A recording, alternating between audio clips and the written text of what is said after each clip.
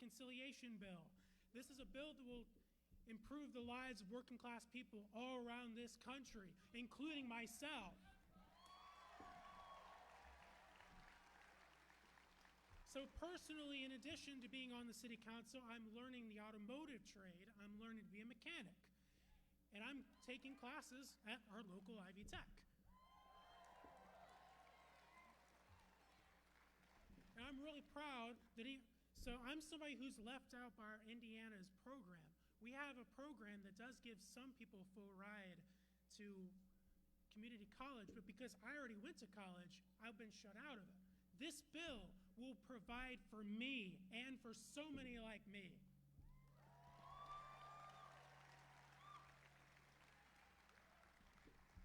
This bill represents a fight for the future of this country. We need to build back from the coronavirus pandemic better, stronger than we've ever been before. And I'm proud to say that Bernie Sanders, he's representing us as chair of the Budget Committee, and I'm proud that he is there.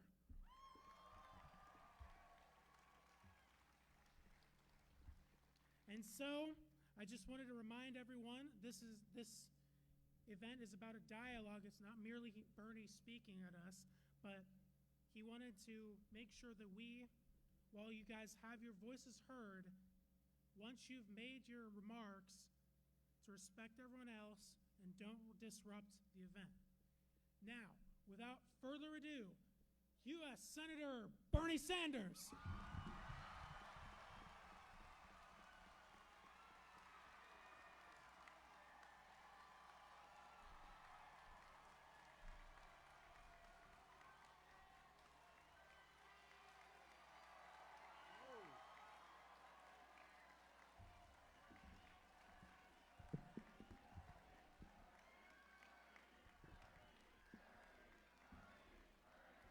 Thank you. West Lafayette, thank you very much.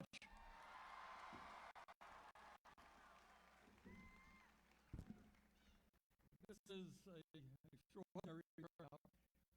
What I'd like to do before we get going is all of you know what's going on in Afghanistan now, and we lost 13 brave soldiers. I want to have a moment of silence in memory of the sacrifice of the members of the military.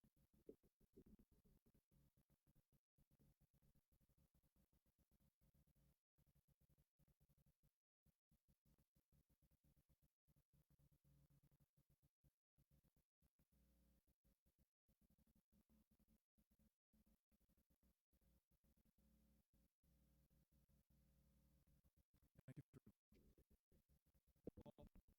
Well, let me thank all of you for being here. Let me thank that very fine band. Stay outside.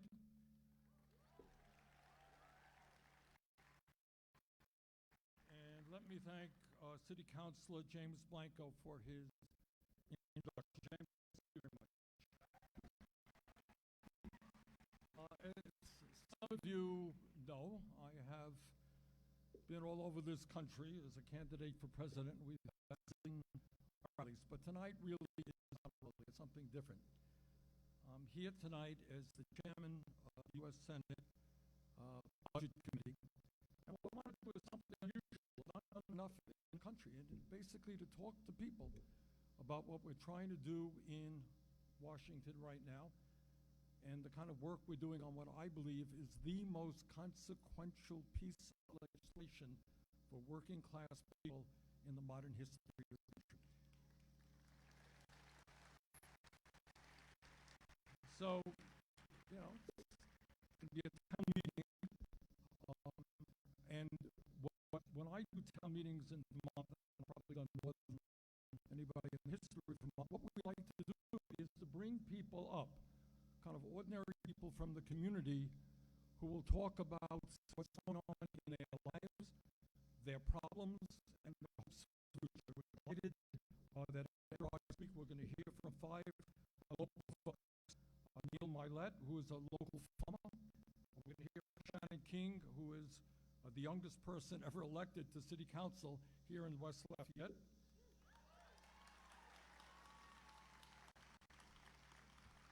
We're going to hear from Cody Kenny, who is a dad and a construction painter from West Lafayette.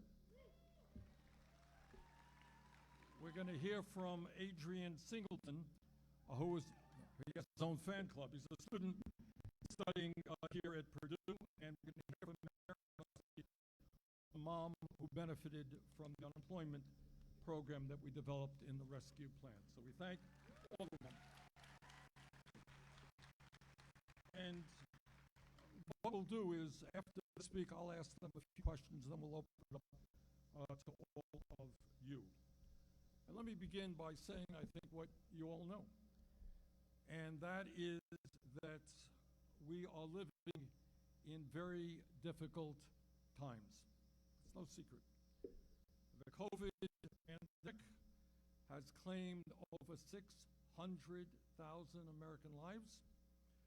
And right now, in hospitals all across this country, the ICUs are filled with people, many of whom have not been vaccinated. If I could say, I would hope that anyone who's watching this program, live stream, anyone here, get vaccinated, not just for yourself, but your family.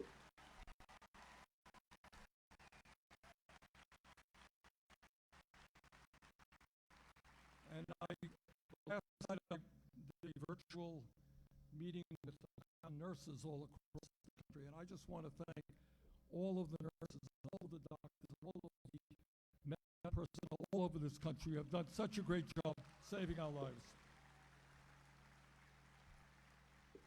So right now, as a nation and as a world, we're dealing with COVID, which is a terrible, terrible problem. And then on top of that, we are dealing with climate change, which is causing massive destruction in our country and around the world. And I guess there are still some people, and I think maybe most of them are in the Republican caucus in the U.S. Senate, but there are some people out there who still do not believe that climate change is real. And I would just say to those people, open your eyes. Take a look at what's going on in California right now, what's going on in Oregon right now, what's going on in Siberia. They got a fire in Siberia which is larger than any other fire. The smoke is going over 1,000 miles. In Siberia, Greece is on fire. There were massive floods in Germany and Belgium. Italy recently experienced the highest single day Europe has ever seen. July was the best month ever recorded. As we speak, here in the United States, all over the world, drought is reducing food production, which is a major, major problem. So you got COVID, we got climate, and then we got Afghanistan that we're dealing with right now. And the good news is, in my view, that after 20 years of war, longest war of our history, after the loss of over 2,400 members of the U.S.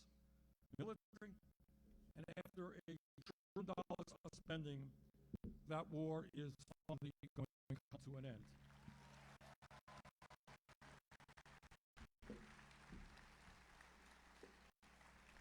And that's the good news, but the bad news, obviously, is that the corrupt government in Afghanistan collapsed a lot faster than was expected. The Taliban, a bad news group of people, is now in power.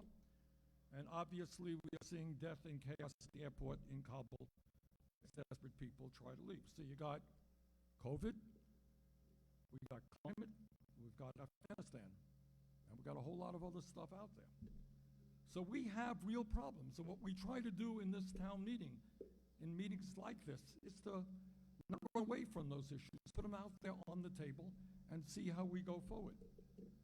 But what I would say to you is that in the midst of all of these problems, I am here in Indiana this evening, absolutely convinced that if we have the courage and the determination to stand together in the fight for justice, the fight for economic justice, for social justice, for racial justice, and for environmental justice.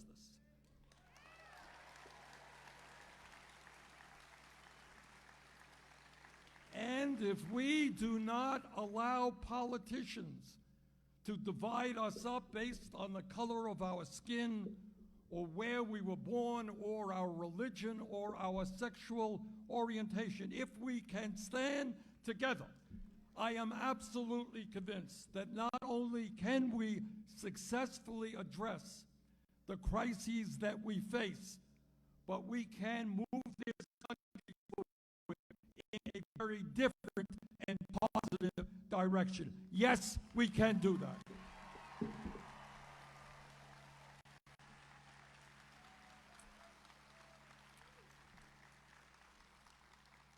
And I am here to tell you this evening that we are already making significant progress in that struggle. As a result of the American Rescue Plan, our country is now on the way toward a major and rapid recovery from the economic collapse we experienced during the heart of the pandemic. Unemployment is down compared to a year ago by half.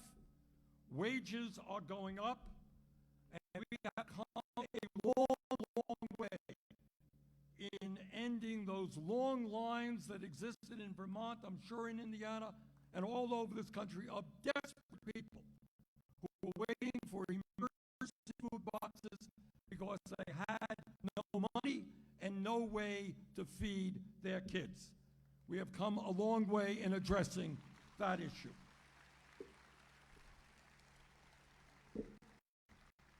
And let me tell you what else we have accomplished. As a result of the direct payments, cash payments that were made to working class families all across this country, and as a result of the $300 per month that working parents are receiving right now for each of their young children, we have reduced childhood poverty in America by over 50%.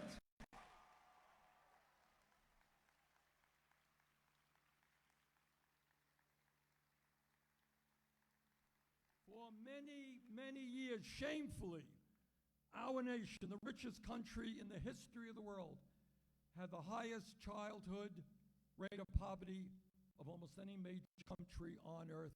Well, that is ending. Child poverty is going down. We are giving working families the help they need to raise their kids with dignity.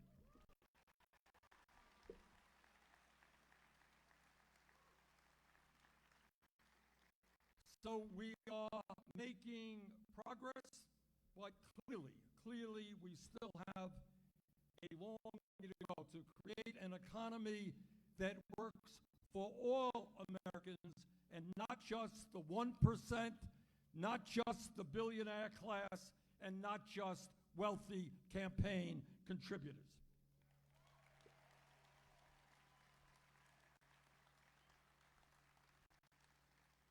So, as chairman of the Senate Budget Committee, let me tell you what we are doing right now as we speak to create an economy that is fairer and more equitable. We are now working on two major pieces of legislation that, when passed, and they will be passed, will create millions of good-paying jobs and address issues that have been ignored for a very, very long time. Now, the first piece of legislation I was not deeply involved in. The first piece of legislation, which has already passed the Senate, is a bipartisan infrastructure bill that will invest $550 billion in new money to rebuild infrastructure.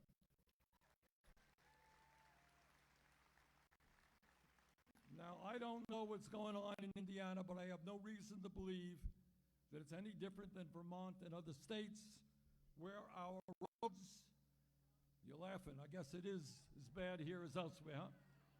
But it's bad all over this country in terms of our roads that are crumbling, our bridges, our water systems. You know, one of the things that amazed me is I've gone all over this country. You may not know it, but there are millions of people who, when they on top in the nation, they cannot.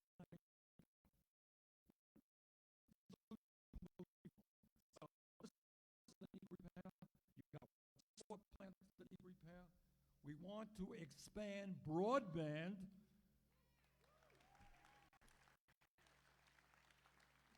You know, a few miles outside of the state capital in Vermont, Montpelier, Vermont. Hard to make that connection. Not sure you're investing in public transportation, et cetera, et cetera. So that bill will do what has been talked about for years. Go back 10 years, 20 years, everybody says, Republicans, Democrats, Independents, everyone says, our infrastructure is crumbling, we gotta do something about it. We didn't. This legislation takes us an important step forward in doing that. Now, that bill, and I wanna get a little political here, that bill was supported, as some of you know, we have a strange situation now in the Congress, in the Senate where I work. You got 100 members, 50 of them are in the Democratic caucus, 50 of them are in the Republican caucus. We have a majority because of the Vice President of the United States. So you got a 50-50 split in that infrastructure bill. All 50 members of the Democratic caucus voted for it. 19 Republicans voted for it, which means that 30 of them did not. They voted against it. Now, the second bill that I'm going to chat with you about is a bill that I am heavily involved with, and that is a $3.5 trillion piece of legislation, which, in my view, is the most consequential bill for working families in the modern history of this country, probably going back to the New Deal, FDR, and the Great Depression. This bill says loudly and clearly that now is the time for Congress to have the courage to stand up to the powerful, big money special interests that have such enormous power with their lobbyists over the economic and political life of our country. And that now is the time for the U.S. Congress to do what has not been done in a very, very long time, and that is stand with the working families of this country, stand with the children and the younger generation, stand with the elderly and the sick and the poor.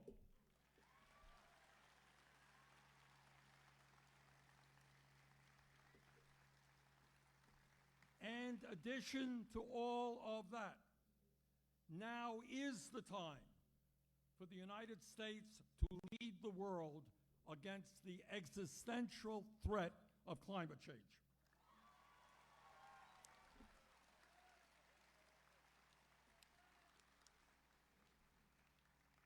Now, the good news is that we will pass that bill probably within the next 6 weeks or so. The bad news is that we will not, in all likelihood, get one Republican vote. Not in the Senate, not in the House.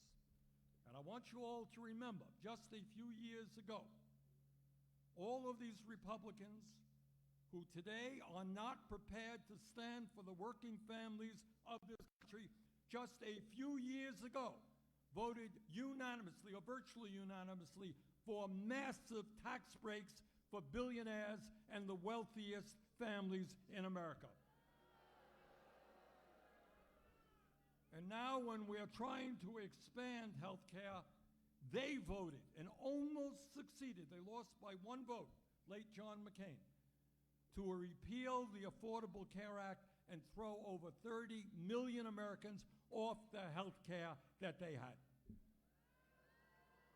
And today we cannot get one Republican vote for this legislation. So let me say a few words about what is in this bill, why I'm here this evening, and the context in which we write this bill.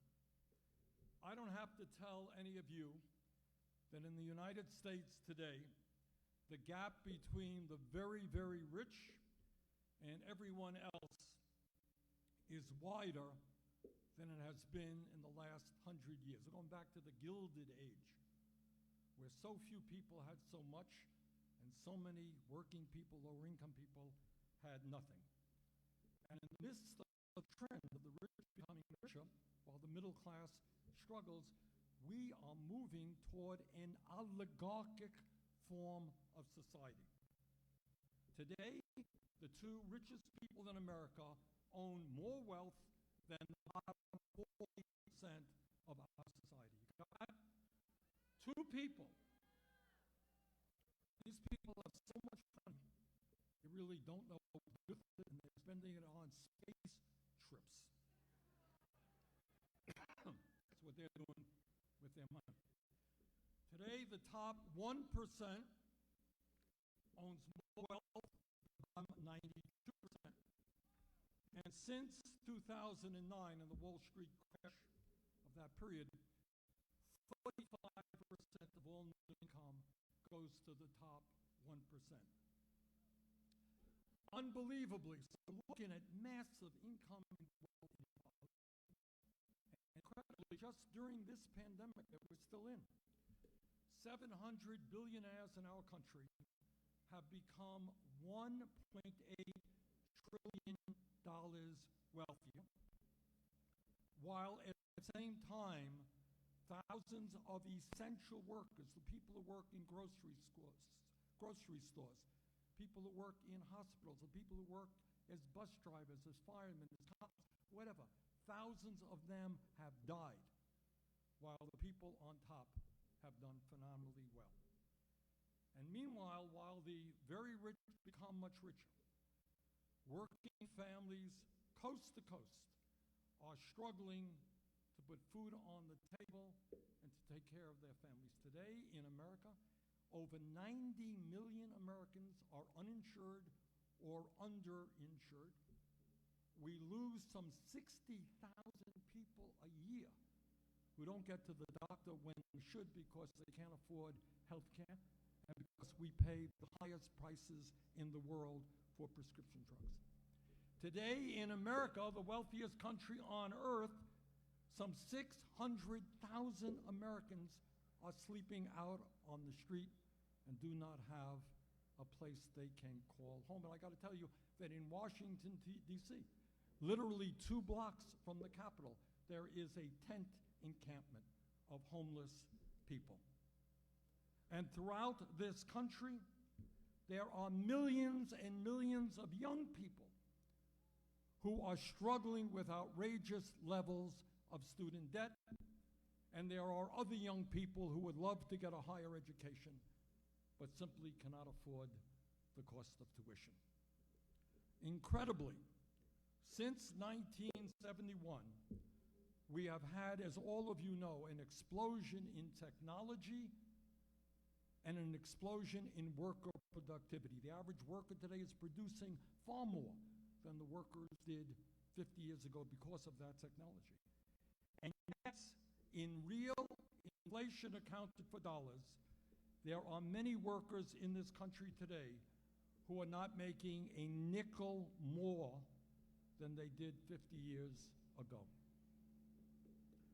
Now, we need to pass the legislation I'm going to describe to you in a moment, because in the wealthiest nation on earth, it is unacceptable that half of our people live paycheck to paycheck. It is unacceptable that the younger generation has the dubious distinction of being the first generation in modern American history that will likely have a lower standard of living than their parents.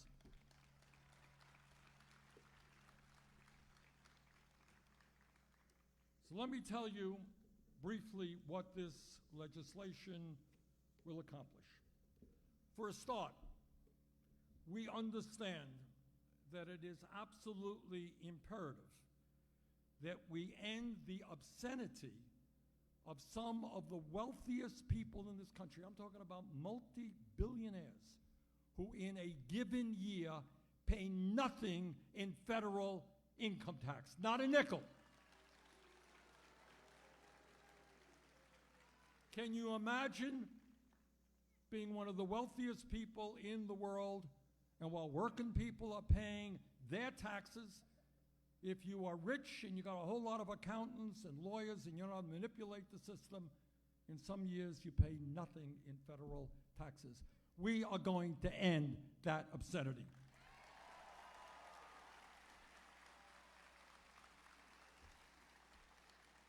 And we are also going to end the obscenity of dozens of major profitable corporations, corporations that make billions a year, that stash their profits in the Cayman Islands and tax havens all over the world.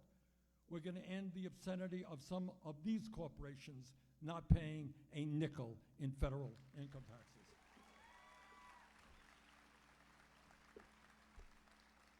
Now, my Republican colleagues are busy telling everybody Bernie Sanders and the Democrats are going to raise taxes. You're right. We're going to raise them on the richest people in this country who have to start paying their fair share of taxes.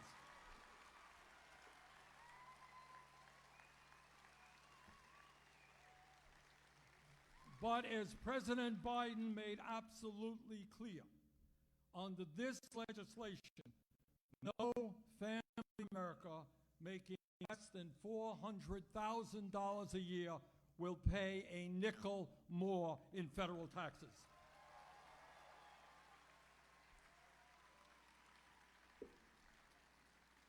And in fact, many of those families will receive a very significant tax break.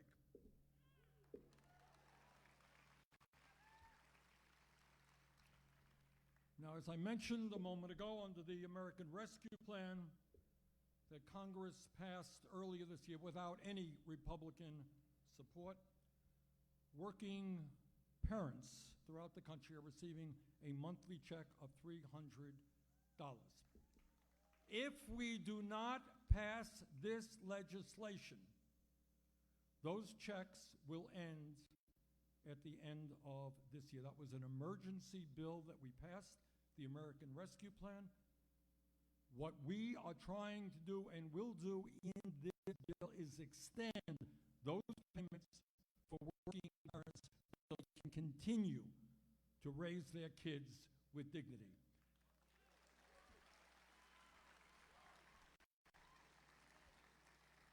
And any Republican out there who wants to end those payments and once again drive childhood poverty in this country high should be ashamed of himself or herself.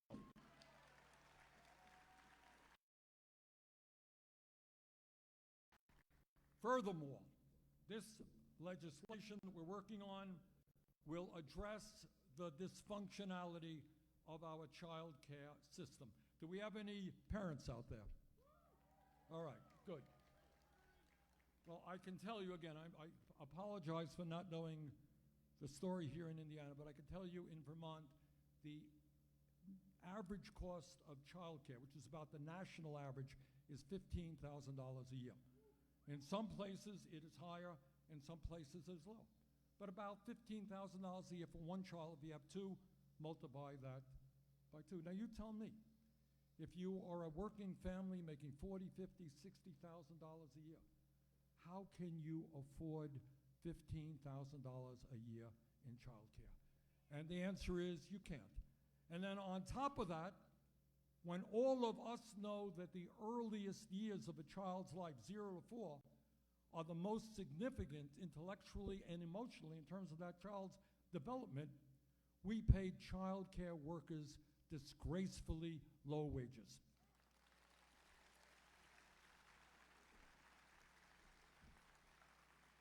So what this legislation will do is move toward making sure that no family in America pays more than 7% of their income for child care.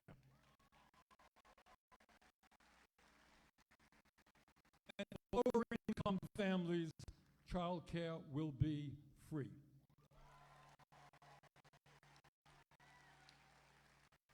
Children are the future of our nation, and we have to make sure from their earliest days that they get the quality care that they need. And on top of revolutionizing the way we do child care in America, we are going to make pre-K education, kids 3 and 4 years old, universal and free.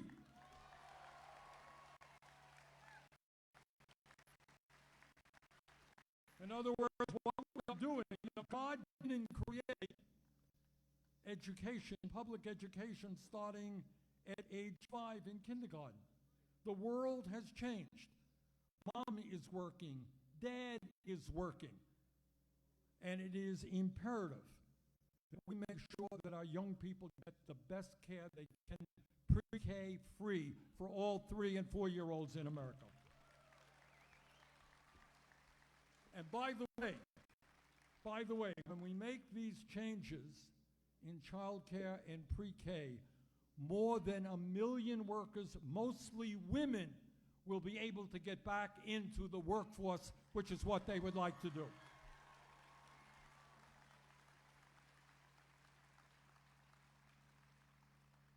As some of you may know, there is one major country on earth that does not guarantee paid family and medical leave. Anyone know what country that happens to be? You got it. So all over the world, including poor countries, they understand that when a child is sick, mom or dad should be able to stay home with that kid and not lose their pay.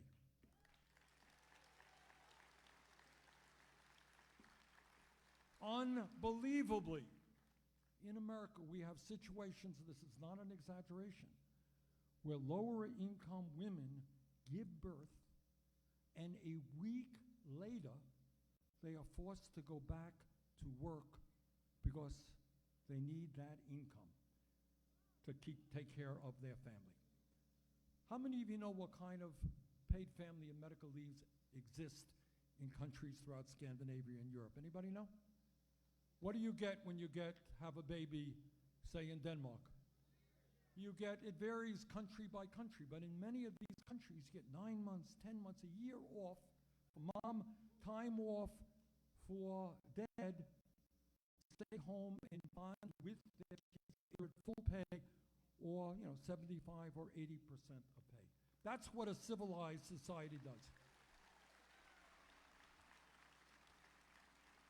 We are not there yet in this legislation, but it will guarantee 3 weeks of paid family and medical leave.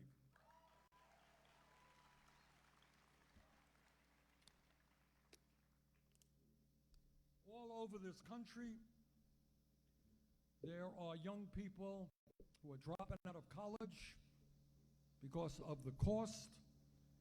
Other people can't afford to go to college, and other people are leaving school very, very deeply in debt. Anybody here happen to have some student debt or will be facing student debt? All right. Now, my own personal feeling, I speak only for myself, is that we should end all student debt in America.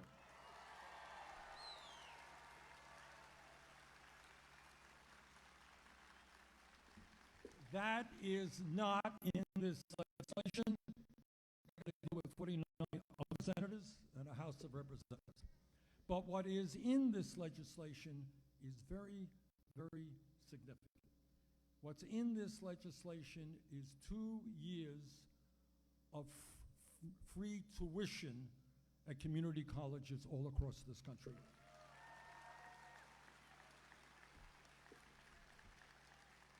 And what that means are 2 things. It means that if you choose to go to a 4-year school, you can transfer those first 2 years of credit and where you're paying no tuition, and that's a pretty big deal. Or second of all, if you simply want to get the training that you need to get a good paying job that's out there, you'll be able to do that. On top of that, making community colleges tuition free, we're going to greatly expand Pell Grants to help working families. And we are going to make a large investment in HBCUs, historically black colleges and universities.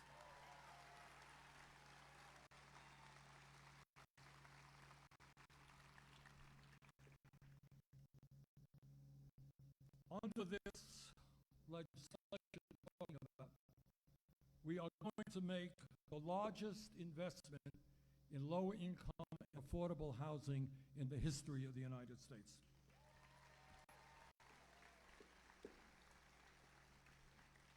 All across this country, and it's not just homelessness, of which we have 600,000 people are homeless. It is the fact that we have some 18 million households who are spending 50% or more of their incomes on housing. Because in many communities all over this country, because of gentrification and in other reasons, cost of housing is sky high. We are going to build more low-income and affordable housing than any time in the history of this country.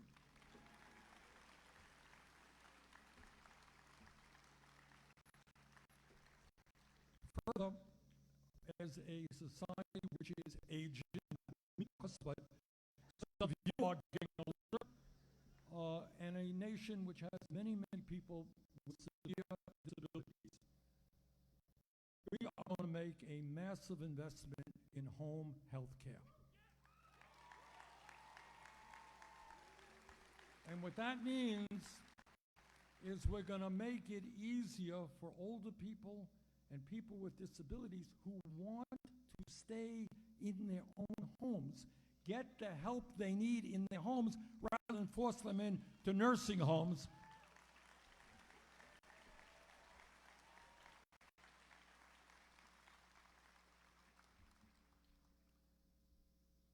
And further, this bill will make the most significant improvements in Medicare that we have seen in over 50 years. Now, my own view, again, I'm speaking for myself, not anybody else, is I happen to believe that the United States should join the rest of the industrialized world and guarantee health care to all people as a human right.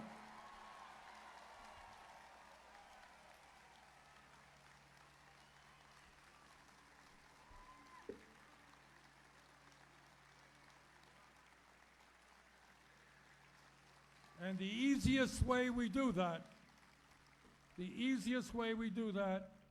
is develop a Medicare for all single-payer program.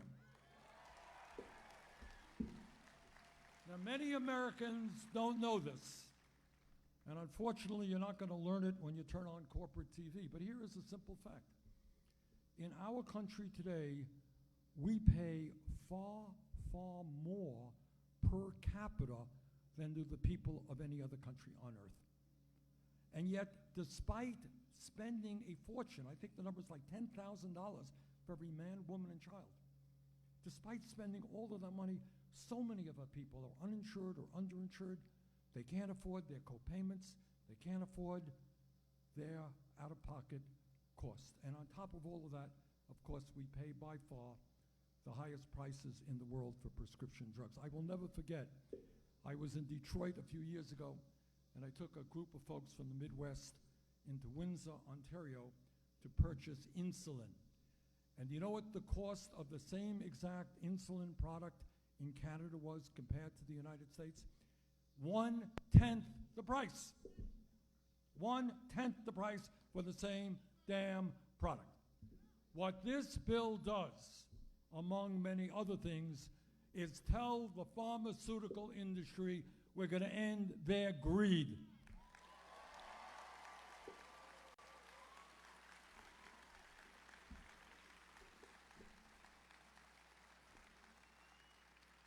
We're going to have Medicare negotiate prescription drug prices with the pharmaceutical industry so that they cannot charge us any price that they want.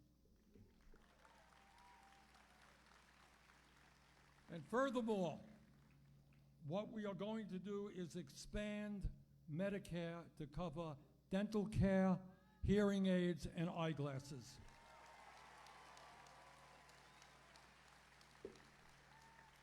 I have seen in Vermont, and I'm sure it is true here in Indiana, that you got a lot of old people who have no teeth in their mouth or teeth that are rotting in their mouths because they can't afford the very high cost of dental care. There are senior citizens who can't communicate with their grandchildren because they can't afford hearing aids. People cannot see properly because they cannot afford eyeglasses. So it is not everything that I want, but expanding Medicare to cover dental care, hearing aids, and eyeglasses, and lowering the age of Medicare eligibility is an important step forward.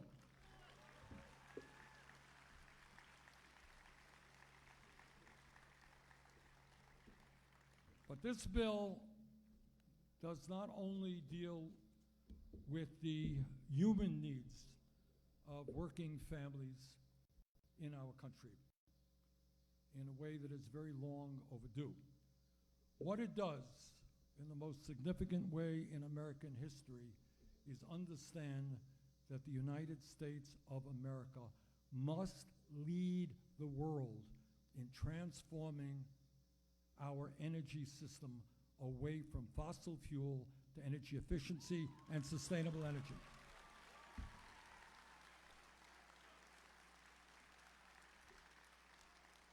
This bill will put hundreds of billions of dollars into transforming transportation in this country, make our homes and buildings more energy efficient, make agriculture greener, and also on top of all of that, we are going to put many billions of dollars into a civilian climate corps.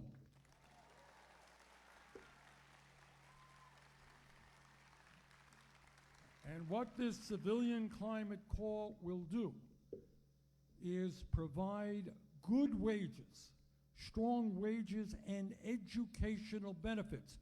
Help young people pay off their student debt or help other people put away some money to afford college. And those young people will help lead our country in combating climate change and transforming our energy system.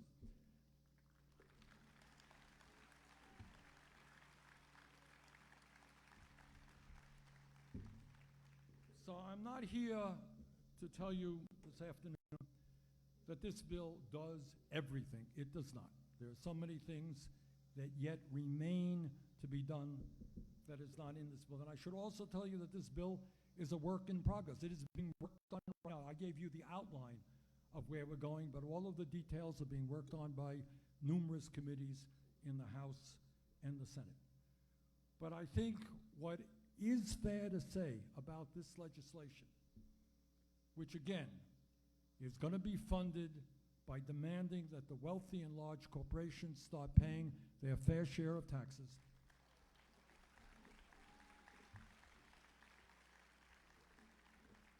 What we can say is that never in our lifetime has there been a piece of legislation which goes as far as this does in addressing the long neglected problems facing the working class and the middle class of this country.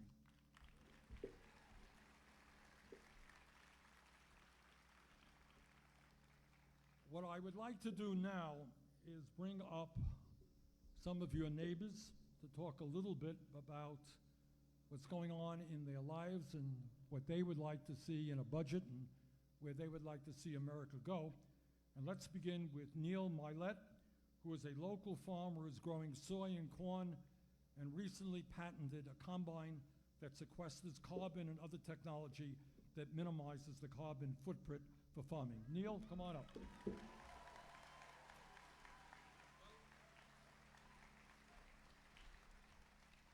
It's great to be here tonight.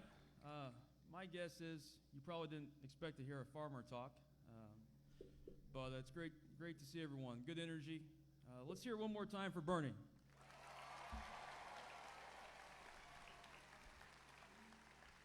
Well, I am a farmer, and I'm proud to be one. Living in rural America is really a special thing.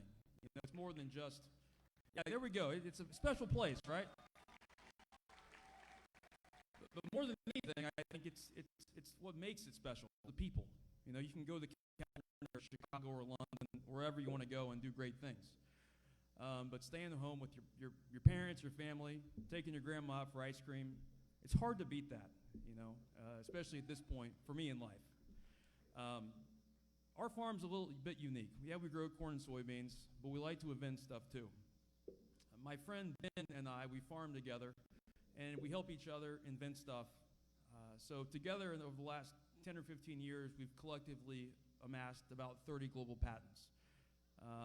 So you can only watch so much basketball, and you get kind of bored.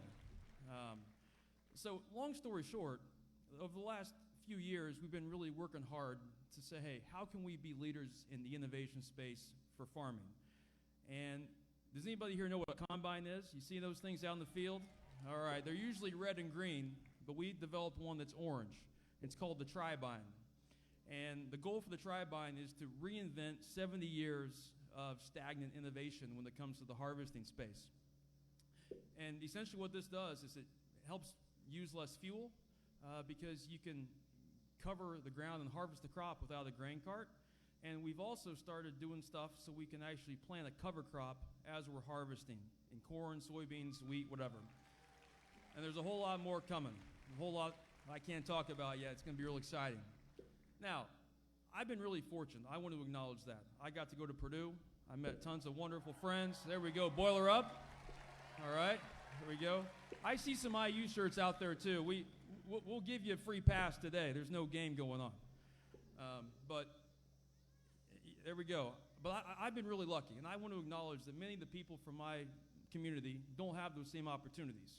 And to become an entrepreneur, it takes so many people. In my case, hundreds of people we've engaged all over the world over the last few years.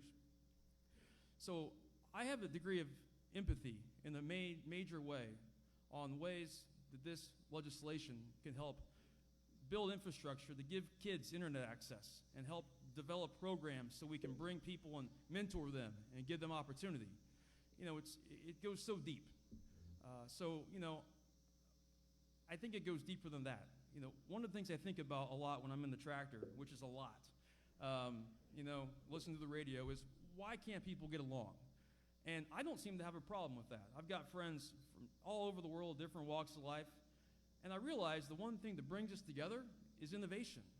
And if we can get infrastructure implemented, we can potentially help kids from rural America and the urban centers use their ideas and their collective knowledge and their dreams and their passions to say, hey, we may not agree on everything, but we can use everything else that we're capable of to make the world a better place. Thanks, everybody.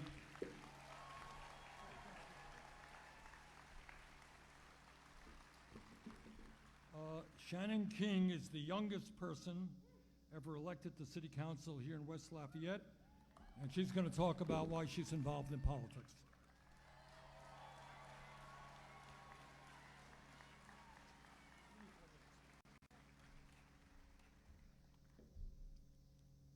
All right. Hi, everyone. As Senator Sanders said, my name is Shannon King. I am the daughter of two proud Korean immigrants, making me a very proud Korean immigrant. Korean American.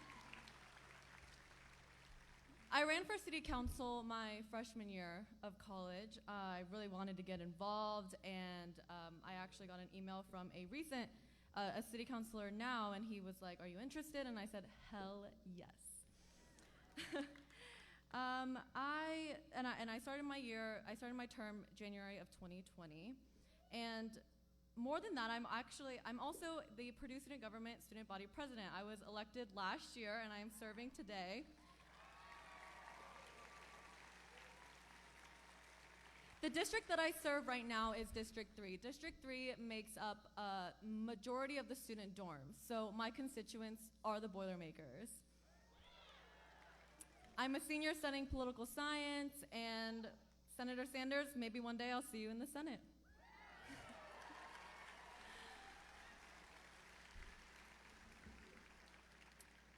Today I'm here to talk to you as a city councilwoman about the climate crisis right now. So the first question is, why is the climate crisis important to me? Why do I care so much?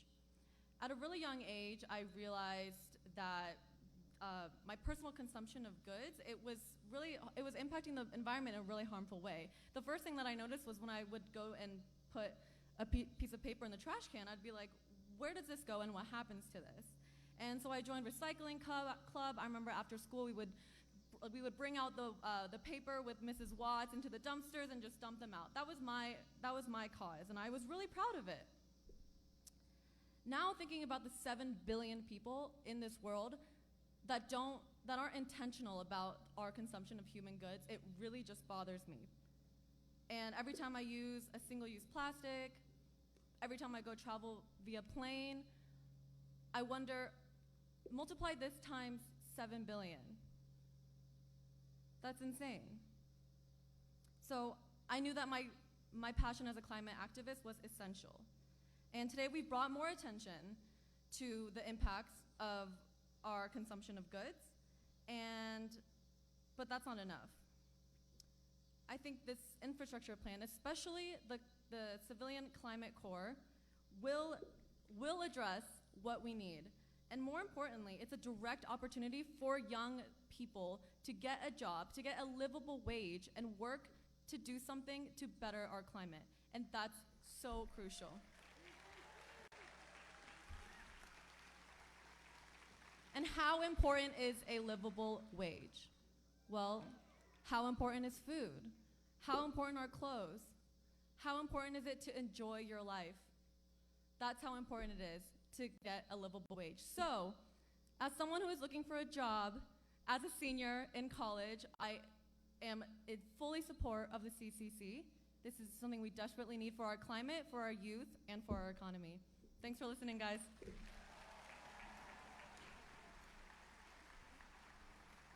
Thank you, Shannon. Cody Kenny is a dad and a construction painter from West Lafayette, and he's going to talk a little bit about how the American Rescue Plan helped him during a tough time. Cody?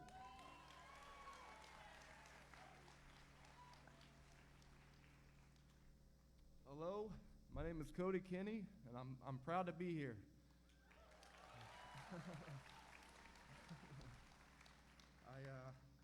I'm actually from Columbus, Indiana. I'm 41 years old, and I'm a member of Hoosier Action. I would just like to share my experience with the pandemic unemployment assistance, the impact it made on me and my children. I'm a single father of 2 wonderful kids. Thank you.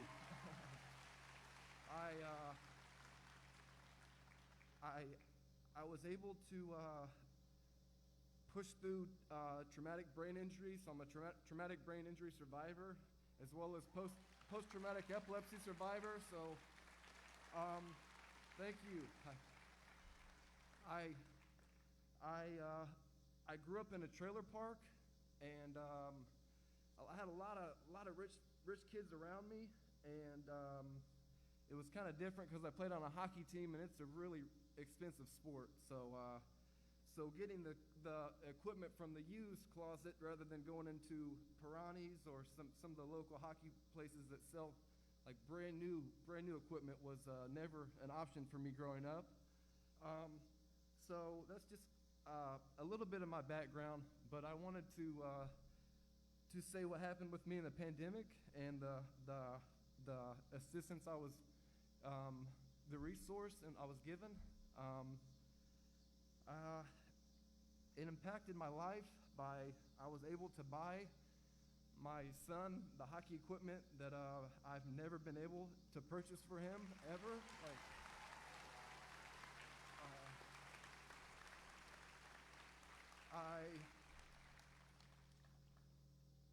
in the presence of the hockey community, I felt more accepted. Because a trailer park boy, I'm not straight out of Compton or nothing, but I'm a trailer park boy. But like feeling accepted in the higher economic status, like socioeconomic status, it was really rough. But so having that to provide for my son, and I guess having dignity around other parents really affected my life and my kids' life. And I just I think part of me almost feels I've never received unemployment in my life as a man, so I know I have a strong work ethic. I was in the fields detesting corn when I was 12 years old, pulling for Pioneer. I've worked through TBI, I've worked through this, I've worked through that, but working with a real living wage I have not done.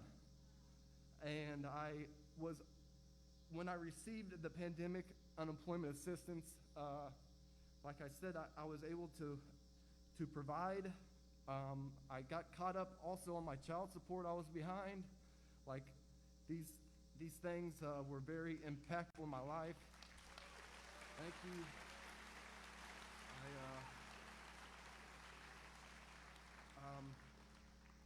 There was just a sense of hope that I had, that I think the vibe of that kind of echoed through my children too. They could feel it, and the people around me. It gave me a sense of dignity, like I said. I know I'm not the only one in here possibly that's going through this or went through the assistance with pandemic help. And it wasn't something that was really talked about or shared, because the different classes of people. It's like, but I feel grateful that I did receive it, and I think I'm fully supportive of the bill, and I think we need to pass this bill because it not only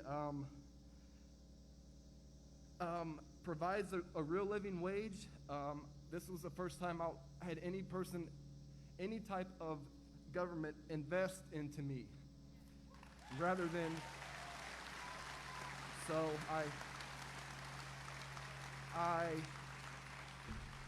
this is just from my heart. I thank you for letting me be here, and I have hope for the bill. Thank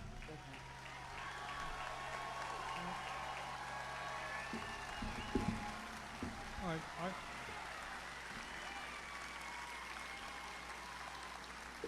right, and just to be clear, Cody, you are speaking for millions of people. Doesn't get a whole lot of attention. People who lost their jobs during the pandemic, couldn't go to work in fear of, getting sick. And we were able to provide help to those people to let them and their kids live with dignity. So thank you for coming up here and saying that.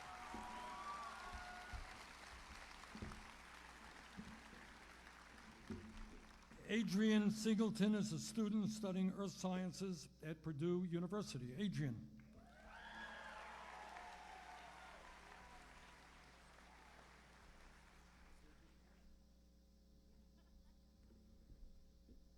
So, hello everyone. So my name is Adrian. I am a graduate student at Purdue, where I study earth science, and I'm here today to talk about something that keeps me up at night. I'm here to talk about environmental justice. I'm here to talk about climate change. I'm here to talk about lead and other contaminants in our drinking water, in our soils, and our air quality. But these aren't things that only expert scientists think about. They're things that impact everyone, right? Millions of climate refugees are being displaced right now. Their homes and land are being destroyed by rising sea levels, by flooding, by hurricanes, or by wildfires. The Dixie Fire, currently burning in California, is the largest wildfire in California's history. While this year, Other record-breaking wildfires have spread across the globe. And this is a public health crisis, too, because wildfires impact air quality, making it difficult to breathe. So, as we know today, this is a hot summer, and this July was the hottest month ever on record globally. So, many of us can't afford the high electric bill when we turn on the AC. In the middle of this massive heat wave, we're also experiencing a massive housing crisis. Right here in Tippecanoe County, more than 1 out of 10 people are behind on rent and could face eviction. Right? That's 10% of our neighbors. That's 1 out of 10 of us, right? That could face eviction and be kicked out of our homes in the midst of dangerous heat. And being unhoused is dangerous, right? Especially given climate change. And so I think this is a deeply moral failing, because it's clear that inequality grows. As inequality grows, climate change will only deepen the injustices that we already face.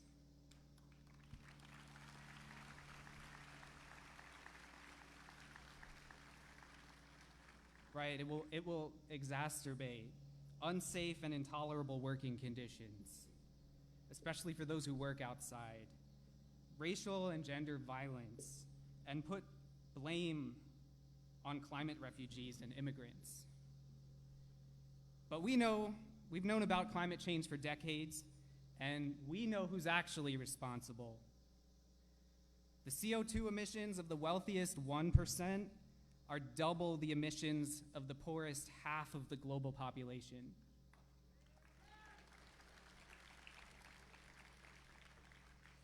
And so let's be frank, a better world is possible, and a better world is necessary.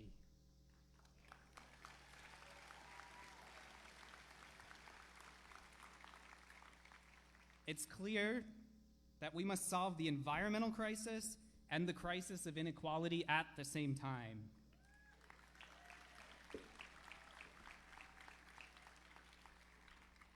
Billionaires who profit from the fossil fuel industry are trying as hard as they can to pit our jobs against the health of the environment.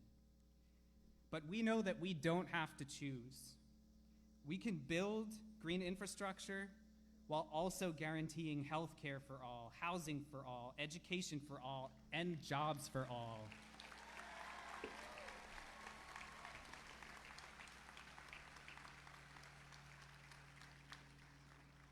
And we know that building a green public energy system would produce good-paying union jobs.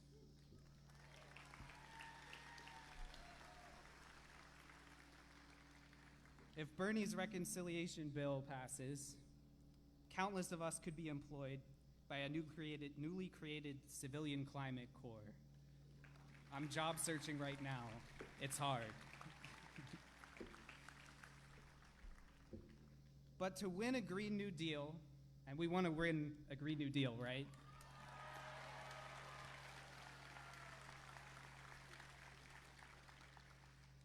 To win a Green New Deal, we need a working class that is organized. We need a working class that is unionized.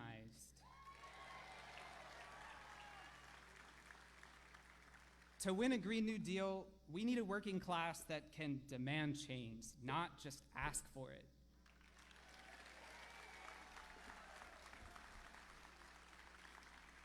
And so the first step to building worker power and fighting for a Green New Deal is also here, bundled in Bernie's reconciliation bill. It's called the PRO Act. That's the Protect the Right to Organize Act. And it would be the most robust piece of pro-labor, pro-union legislation in decades.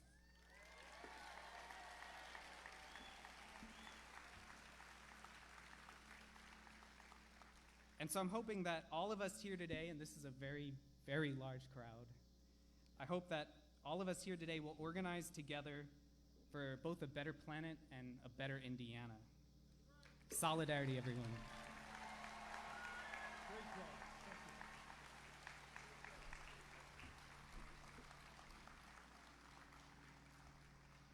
Thank you, Adrian. Mary McCloskey is a mom who's going to say a few words about unemployment compensation.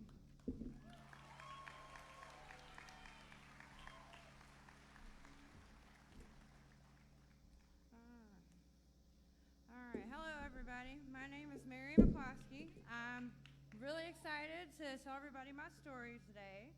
I am a Hoosier Action member. I'm from New Albany, Indiana, and I began a Facebook group at the beginning of the pandemic to help people navigate unemployment in Indiana.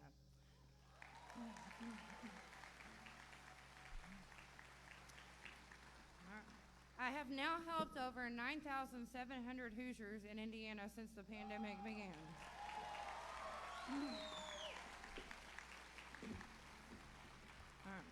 Throughout my life, I have had my own struggle of living in poverty and having to fight against the system. Being a single mother of 2 kids, it's nearly impossible to afford things such as health insurance or enough groceries on a waitress's salary. I had no choice during the 16 years I worked in the service industry but to turn to the assistance programs. However, every time I applied, there was a problem, something was missing, or I was denied. So I took it upon myself and downloaded the state's training manuals and researched all the Indiana state codes pertaining to the programs SNAP and Medicaid.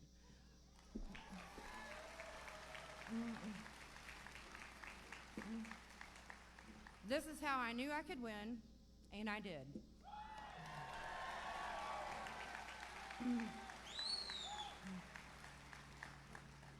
When the pandemic started and I saw what was happening with the unemployment, and I knew I could do the same thing I did before, and I could also teach other people.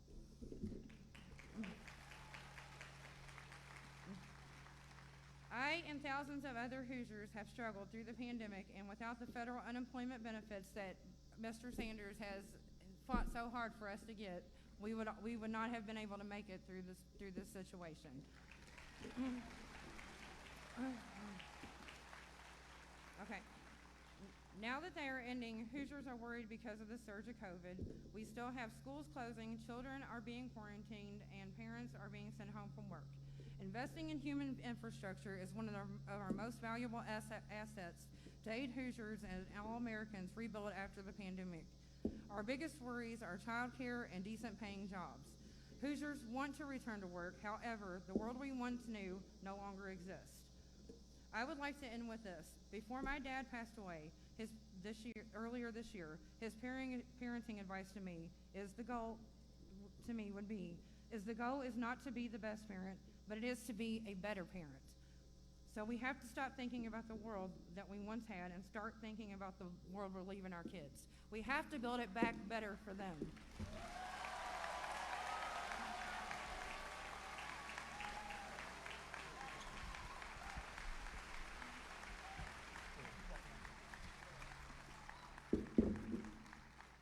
Thank you, Mary. Okay, what we're going to do now, as best we can, in Vermont, when I have town meetings like this, we usually have a few hundred people, not 1,000 or something. So we'll do the best we can. I think we got Misty, raise your hand. Oliver? Okay, we got 2 folks with mics. If people have a question, make it short, and I'll do my best to answer it. All right, stand up if you got a question. All right, I see a hand over there. Yep. Hello, can you hear me? Loud and clear. Can you hear me? Yes. Hello, Senator Sanders. Hi. I just want to say my name is Shai. I'm a second year student at Purdue. I love you so much. Thank you for being here. Yeah.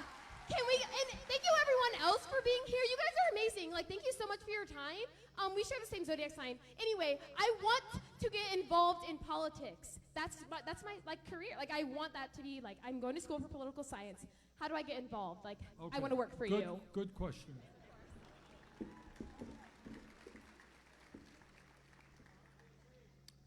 There are 2 ways that you can address politics. One way is that you could say, you know what, someday I want to be a governor or a senator or a congressperson. How do I move up the ladder and do that? And there are a lot of people who do that. That's not the way I suggest. The way I suggest is doing what some of the folks up here are doing, and that is going into your communities, finding out what the problems are, and organizing.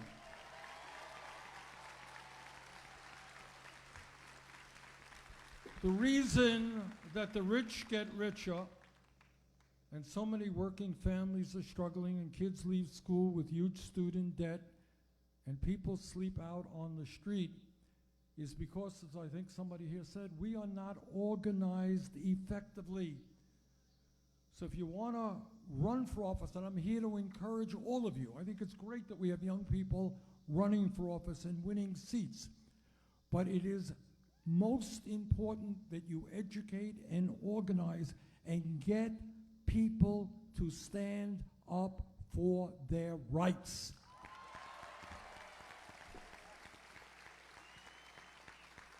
And when people all over this country say, we're not going to work for starvation wages, you're not going to have starvation wages. And when young people say, you know what, I need and want a higher education, and I don't want to have to be paying off my student debt for the next 100 years, we will make public colleges and universities tuition free. So, that's how you get involved, in my view, in politics.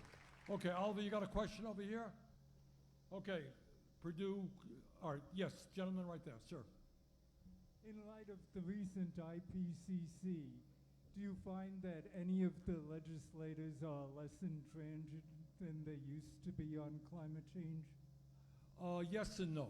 Mostly, you know, I think those of us who have known for years what a horrible threat climate change is to our country and the world, we have become more alarmed from the IPCC report. And they called us that we're in a red alert right now. And they're right. What they are talking about, and scientists all over the world are talking about 5, 6, 7 years, or else there will be irreparable harm to this planet. That the farmers here in Indiana and in Iowa are not going to be able to grow the quality and quantity of crops they do right now because of that heat.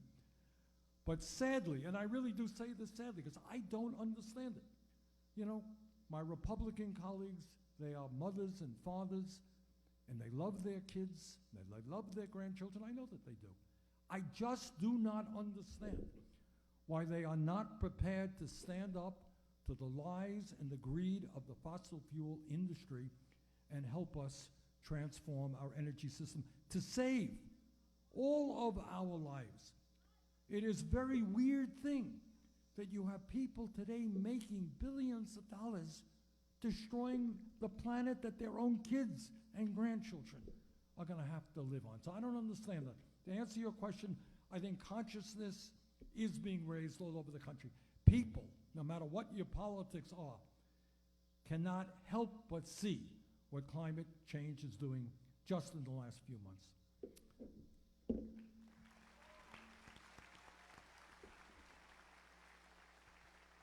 Thank you, Mr. Senator. I'm a proud member of the International Brotherhood of Electrical Workers. I want to know, what's this bill going to do for my industry and my fellow brothers and sisters? A lot. And thank you for your support of trade unionism. Just yesterday, coincidentally, I spoke to a guy in Vermont who's one of the leaders of the IBEW in Vermont and New Hampshire. I don't know what you're doing here in Indiana, but all over this country, IBEW members are installing solar panels. You're doing that here? Well, that's what you're doing now. Okay, thank you for doing that. We are going to invest tens of billions of dollars for residential solar rooftops and utility scale solar. And I expect that some of you guys are going to be doing that work. So thank you.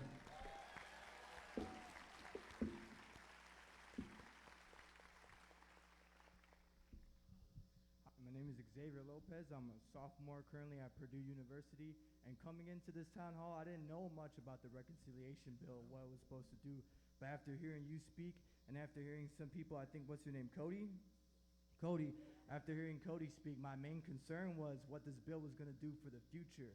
Right now, I had to get, in order to pay for college, I had to get scholarships. I had to grind all the way over since high school to be able to pay for college, and I have not paid a single dime in college because of scholarships, but I can tell you right now that a lot of my peers here are not as fortunate.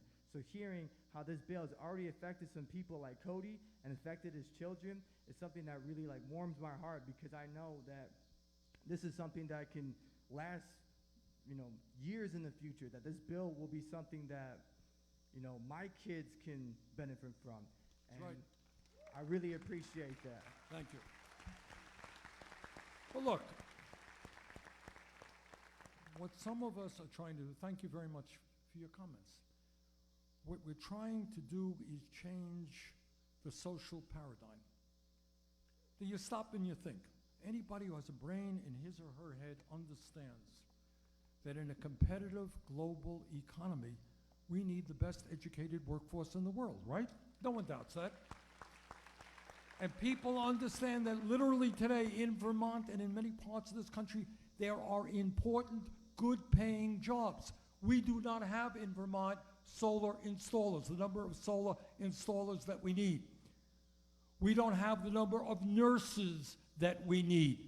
We don't have the doctors. We don't have the dentists. We don't have all kinds of workers in important areas. A sane society says we want to make sure that all of our kids, regardless of their income, get the best education that they can. All right? And that means you want to be a mathematician, that's great. But we need people who can do plumbing, who can do carpentry, who can fix cars. We need people to get trained to do that as well. So the demand has got to be, and we're not there yet. This bill is a good start, making community colleges tuition-free and expanding Pell. But the day will come with your help where we will make higher education, public higher education, tuition-free. That's what we've got to do. Senator, I have another question back here. Where are you, Misty? All the way back here. To your right. Okay. Oh, there you are. Okay. Good. How are you? Hello, my name is Nathan Moran, and I have a lot of friends online that after 2020 elections, voting for you and stuff, and you losing, sorry, by the way, but because of that, they are disillusioned and don't know what to do, and if they even should be involved in politics because they don't think anything's going to change. How do you address them? I beg of those students, and I thank them all for their support, if there ever was a time not to sit it out, not to allow yourself to become disillusioned, this is the time. And I want to say this. The reason, and I think, the reason that we are looking at this bill right now is because of a strong progressive movement all across this country. We have raised consciousness. And my friends in the House and the Senate, we have some great members. I don't know if you all know, great new House members. Cori Bush, among many others. Alexandria Ocasio-Cortez. And many others. We helped elect them. You helped elect them. So what we have already done is, in a very significant way, change consciousness so that ideas like free tuition at public colleges or universities or community colleges no longer a radical idea. Healthcare for all, not a radical idea. The need to address it in a very aggressive way, climate change, not a radical idea. You're seeing all of that in this legislation. So I say to all of those who supported me, thank you. But the struggle continues, and we are now fighting. We are fighting for the future of this planet. This is a fight that no one can afford to not participate in.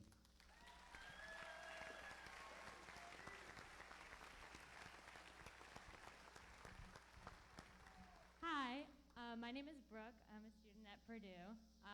My question is, so with everything going on, everything can be pretty scary. Like we have 7 years left to fix the climate crisis, or what's going on in Afghanistan. Do you feel that fear is a valuable asset in the fight for change? And if not, how do we combat it?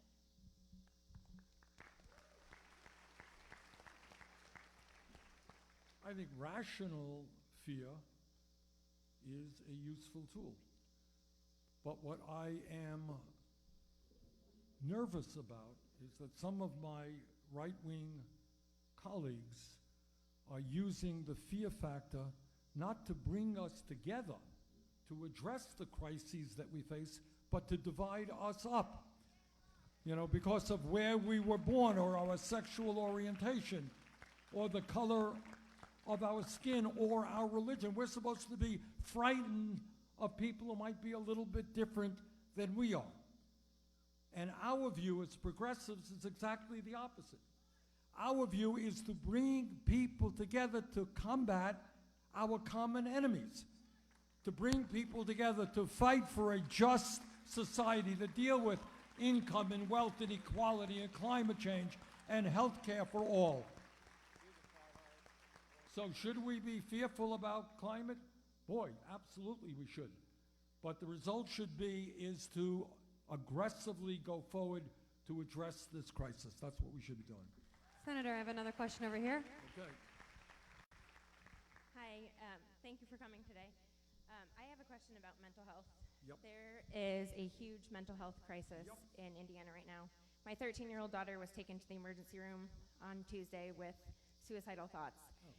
They released her and gave me a list of places to call to get her into. I called 30 different places the next day. Nobody would take her. Nobody. I finally got her in. I have to drive an hour to the place, and they do not accept insurance. Is there anything in this bill that addresses mental health? Absolutely.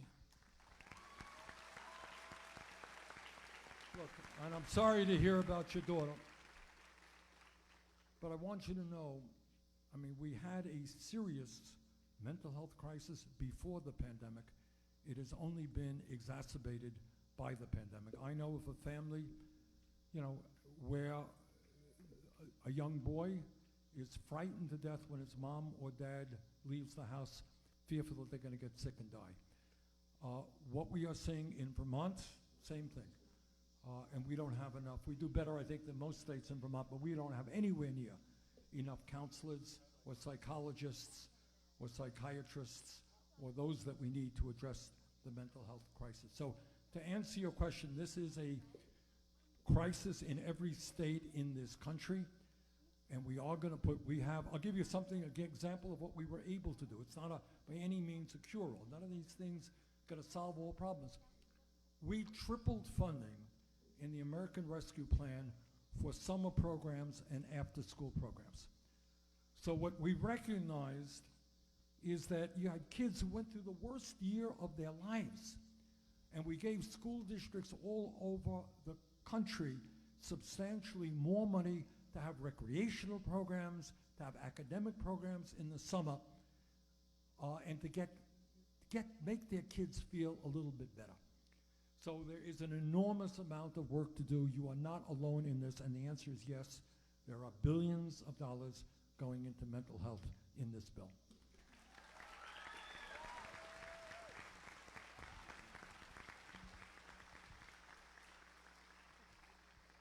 Hi, Bernie. I'm Wyatt Gettinger. I'm from a small town in rural Indiana called Marinum. It has about 200 or so people in it, and it's a food desert. So in order to get groceries, people have to drive about 10, 15 miles to the nearest grocery store. Now, there's been talk about setting up like a Dollar General on the far outskirts of town, where everyone would have to drive to it, to provide groceries. But from what I've read, Dollar Generals just suck the wealth and life out of communities that they reside in. So what I'm asking, is there anything in the reconciliation or the bipartisan bill or even future legislation that would address these food deserts? And because I know, like in red line communities with African Americans, Hispanics, where the population is much denser, they face this problem even worse. That's right.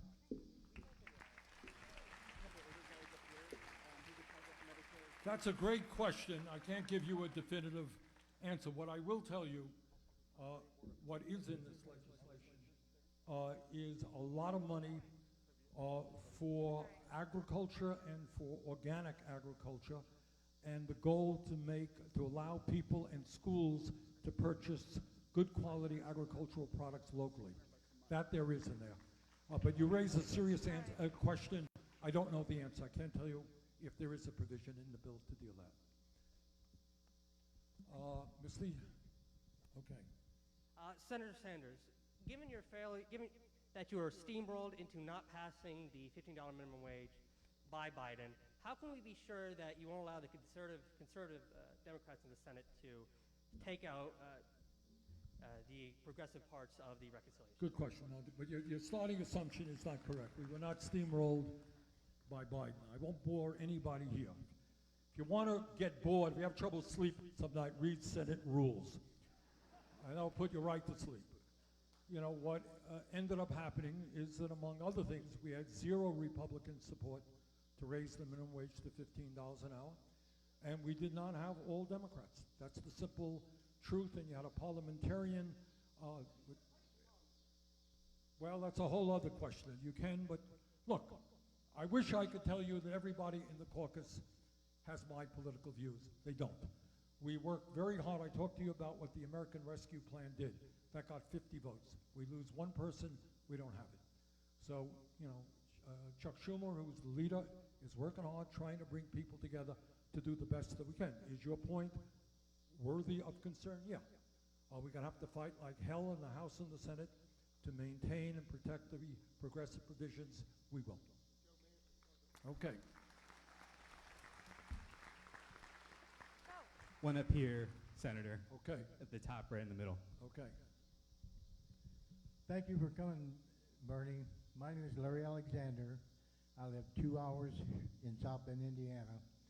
But my concern is, on this reconciliation bill, how are we going to make these pharmaceuticals back off on jacking the prices up when my wife's medicine of Xarelto went from $92 for a 3-month supply, and she got a notice 2 weeks ago it was going up to $580. How do we stop that? Well, I will tell you how I would stop it, and I don't know that we're going to get there in this bill, but we're going to make some progress. You should understand, first of all, the issue that you raised with your wife, millions of people are in the same boat. The pharmaceutical industry is perhaps the most powerful lobbying force in Washington. All right? They have hundreds and hundreds of well-paid lobbyists, including former leaders of the Democratic and Republican parties all over Washington. They have never lost a political battle. And that is why they can raise their prices to any level they want, and why it is quite likely that your wife is paying far, far more for the same medicine that people in Canada or Europe or Mexico are paying. If we are successful in this bill, it doesn't do everything I want. It will be the first time in American history that Congress will have stood up to the pharmaceutical industry. Now, what does it do? Well, we don't know. It's not all written yet, but one thing for sure, the President was just talking about this the other day. It will have Medicare negotiate prescription drug prices with the industry. The irony is the Veterans Administration does that. Medicare does not. If we are successful, Medicare will, and we're doing other things to lower the cost of prescription drugs. In my mind, the business model of the pharmaceutical industry is fraud. They are the biggest bunch of crooks in this country. And they are responsible. I have talked to too many people who have become sick or seen family members become ill because they cannot afford the outrageous price of drugs in this country. Meanwhile, year after year after year, they make enormous profits, and they pay their CEOs outlandish compensation packages. So we are beginning. It ain't going to be everything I want, but this legislation begins for the first time to take on the greed of the pharmaceutical industry. I have a question right here, Senator. All right, maybe we'll do just a few more questions. Hello, Senator Sanders. My name is Krisha Saha, and I'm a senior at the West Lafayette High School. Wonderful. So you said that the best way to get politically involved is to get involved with your community and organize initiatives within your community. Yep. So my question is, how would you recommend that young people, specifically high school students, get involved with their community? Good.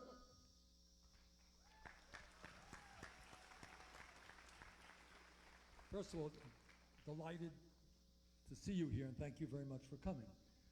All right, look, you have got to go out and speak to your fellow students and ask them what the issues are that are on their minds, okay? Now, maybe it has to do with what's going on in your own school. Maybe you're unhappy about this, that, and the other thing. In which case, you guys can come together and go to your local school board. Do you have a local school board? You have the right to go before your school board and say, look, we go to the school and we are concerned about A, B, and C. You have the right as students, I suspect many of your fellow classmates want to go to college and are worried about how they can afford to go to college, right? Bring in representatives of the state legislature. Bring them right in. Say, we want to do a town meeting like this to answer our questions, or come to our high school.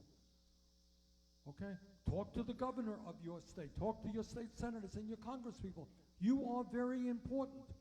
When you put together a meeting which has, 100 young people, politicians are going to want to talk to you. And they're going to want to listen to what you have to say, or else they know you may not be voting for them in the future. Those are some of the ways you can have an impact on what's going on.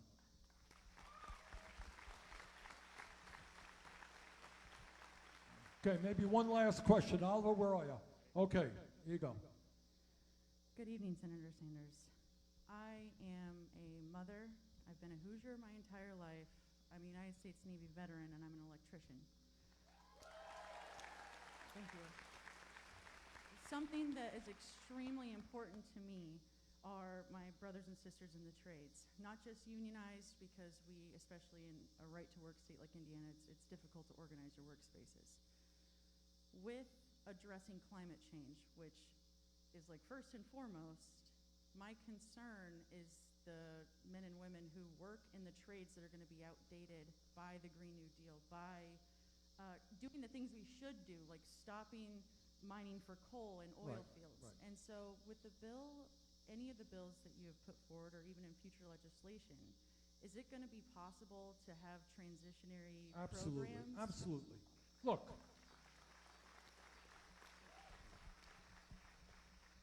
I don't know that there's anybody in the Congress who has a stronger pro-union record than I do. All right? And it has never dawned on me to think of coal miners or people who work in the fossil fuel industry, workers, as my enemy. They're not. They're working hard, sometimes hard, dangerous work, trying to make a living and take care of their families. They're not our enemy. So what we have got to do as we transform our energy system away from fossil fuel is make sure that we provide them with the income, with the health care, with the educational benefits that they will need in this transition. Absolutely. We're not going to leave them out high and dry, that's for sure. All right. Let me just, this is a great turnout here, and I want to thank all of you for coming out.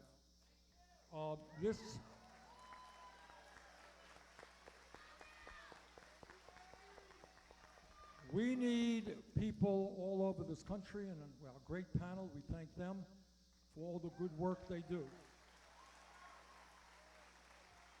We need everyone to think outside of the box. We need to understand that all of us are entitled to basic human rights. A good job, health care, housing, educational, good quality food. Okay? This is not utopian. We can do it.